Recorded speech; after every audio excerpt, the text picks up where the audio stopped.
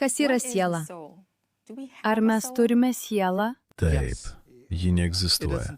Bet kur ar bet kuriame žmoguje. Tačiau ji gali atsirasti.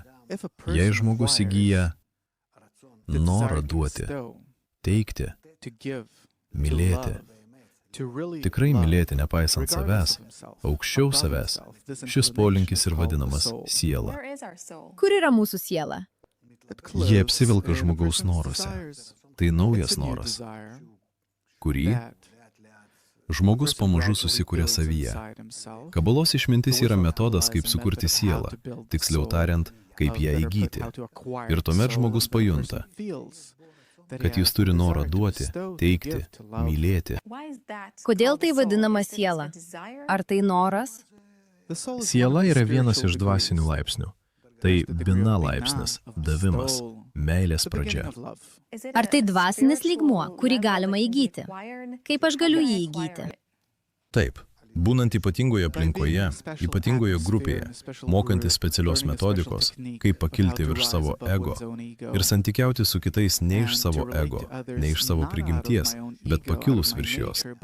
Kas yra ego? Koks jo ryšys su siela? Ego yra tai, kas mes esame iš prigimties.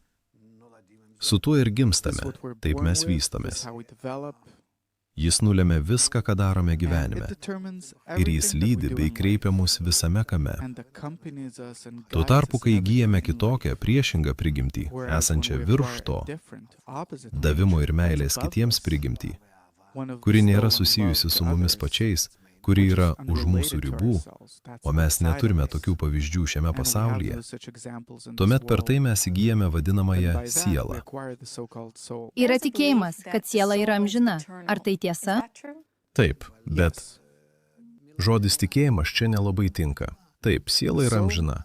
Jei žmogus įgyja gebėjimą mylėti ir duoti kitiems, gausiai ir pertekliumi, tuomet tai, ką jis įgyja, yra amžina. Tai lieka su juo ir tai pasilieka su juo.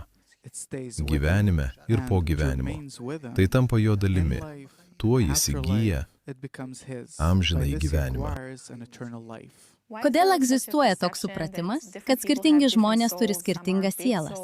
Vieni yra didžios sielos, kiti senos sielos. Visa tai yra melas.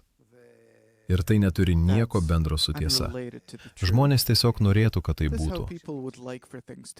Ar yra skirtumų tarp mūsų sielų? Taip, kiekvienas turi savo sielą. Tačiau kiekviena siela, kai mes įgyjame šią savybę mylėti ir daryti gerą kitiems, o mes tai darome per ypatingą metodą, kur turime naudoti ypatingas jėgas, paslėptas gamtoje.